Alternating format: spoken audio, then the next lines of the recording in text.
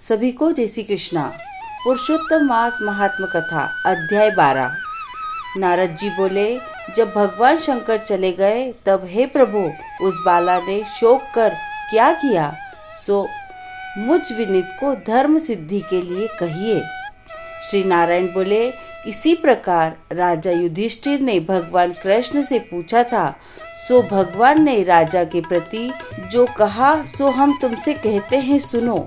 श्री कृष्ण बोले, हे राजन, इस प्रकार जब शिव जी चले गए तब वह बाला प्रभावित हो गई और लंबे श्वास लेती हुई बड़ी ही डरी और कृशोदरी अश्रुपात पूर्वक रोने लगी।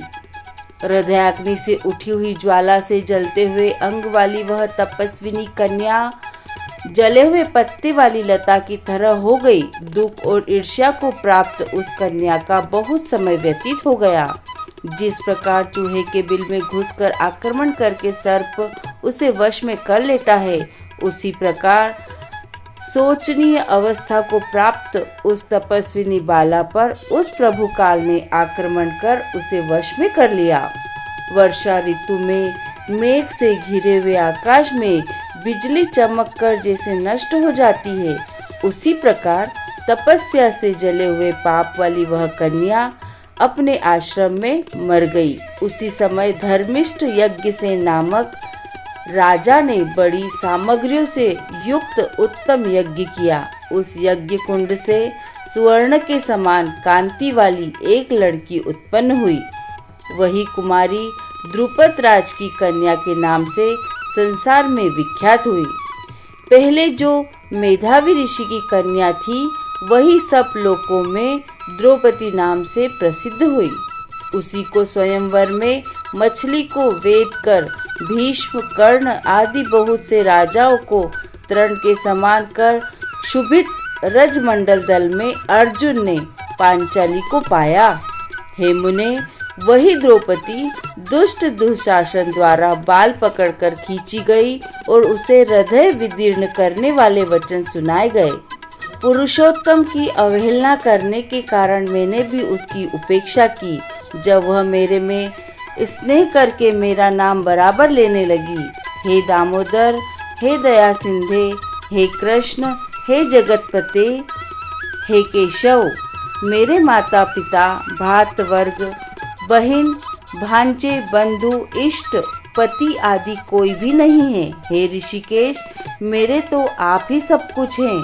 हे गोविंद, हे गोपिकानाथ, हे दीन बंधु दयानिधे, दुशासन से आक्रमण की गई मुझे क्या आप नहीं जानते?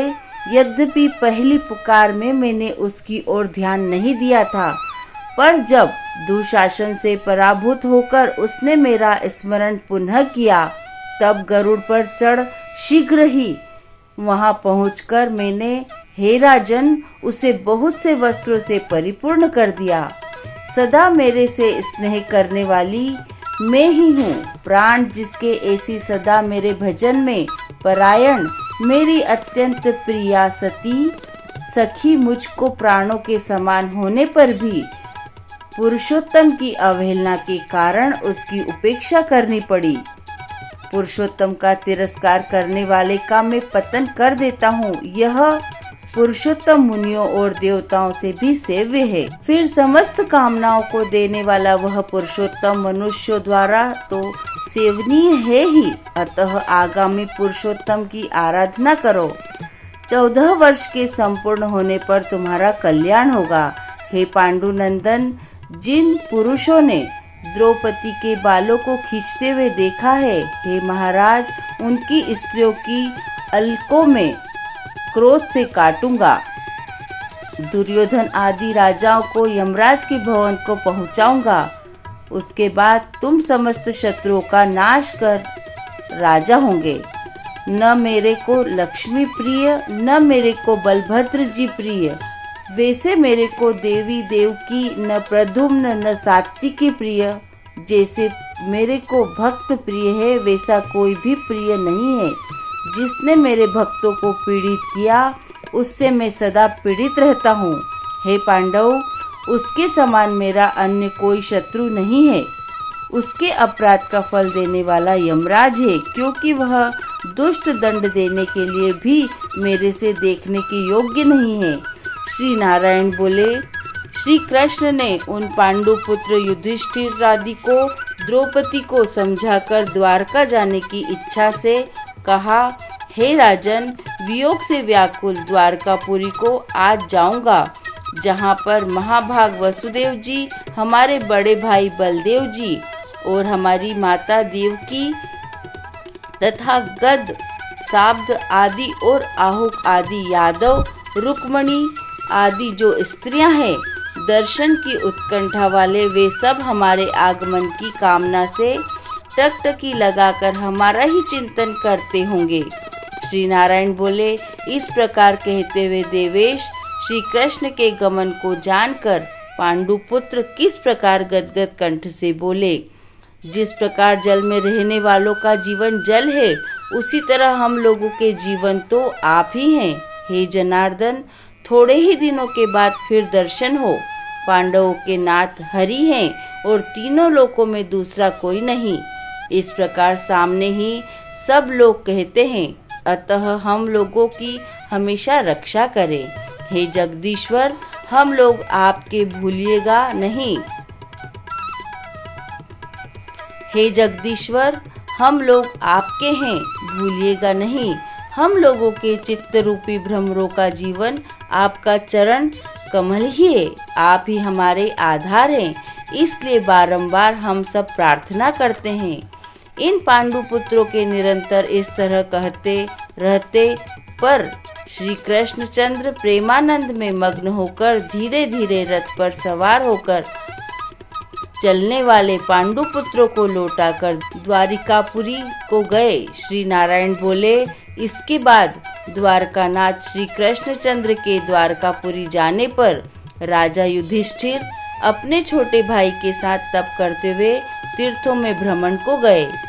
हे ब्राह्मण, नारद भगवान के प्रिय पुरुषोत्तम मास में मन लगाकर और श्री कृष्णचंद्र के वचनों का स्मरण करते हुए अपने छोटे भाइयों से तथा द्रौपदी से राजा युधिष्ठिर बोले, अहो, पुरुषोत्तम मास में होने वाले अत्यंत उग्र पुरुषोत्तम का महात्मा सुना है।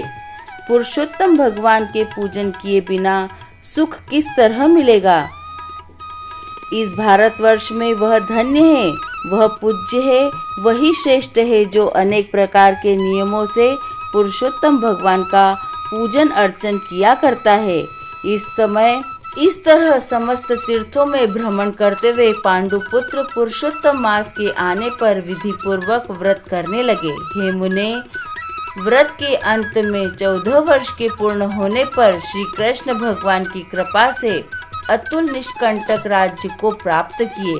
पूर्व काल में सूर्यवंश में होने वाला धृष्टधन्वा नाम का राजा पुरुषोत्तम मास के सेवन से बड़ी लक्ष्मी पुत्र पौत्र का सुख और अनेक प्रकार के भोगों को भोग कर योगियों को भी दुर्लभ जो भगवान का वैकुंठ लोक है वहां गया। हे मुनिश्रेष्ठ, हे नारद, इस पुरुषोत्तम मास के अतुल महात्म को करोड़ों कल्प समय मिलने पर भी मैं कहने को समर्थ नहीं हूँ। सूत जी बोले, हे विप्रलोक, पुरुषोत्तम मास का महात्म कृष्ण द्वैपायन से मैंने सुना है, तथापि कहने को मैं समर्थ नहीं हूँ। इस पुरुषोत्तम मास के अखिल महात्म को स्वयं नारायण जानते हैं या साक्षात वैकुंठवासी हरि भगवान जानते हैं, परंतु ब्रह्मादि देवताओं से नमस्कार किए जाने वाले हैं। चरण पीठ जिनके ऐसे गोलोकनाथ श्री कृष्णचंद्र भी अपनाए हुए पुरुषोत्तम मास का संपूर्ण महात्मा नहीं जानते, तो मनुष्य कहाँ जान सकता है।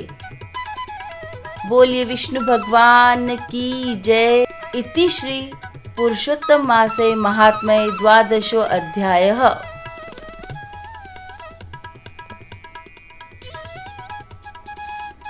आपको यह पौराणिक व्रत कथा कैसी लगी? आप अपने कमेंट के द्वारा हमें अवश्य बताएं। यह कथा पसंद आने पर लाइक और शेयर जरूर करें। ऐसी ही धार्मिक और प्रेरक कहानी सुनने के लिए हमारे चैनल संस्कार कथा चित्रण को सब्सक्राइब कर लें ताकि हमारा अगला वीडियो आप तक पहुंच सके। धन्यवाद।